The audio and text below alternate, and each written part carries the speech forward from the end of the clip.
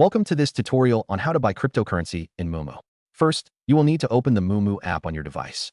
If you haven't done so already, create an account by following the on-screen instructions. Make sure to verify your identity, as this step is essential for account security and compliance. Once your account is set up and verified, navigate to the trading section of the app. There, you should see options for different types of assets, including stocks and cryptocurrencies. Select the cryptocurrency option to view the available coins for purchase.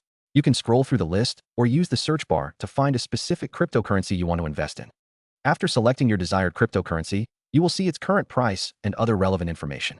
Decide how much you want to invest and enter that amount. Moomoo may allow you to buy a fractional amount of the cryptocurrency, which is helpful if you want to start with a smaller investment. Review the details of your purchase, including any fees, before proceeding.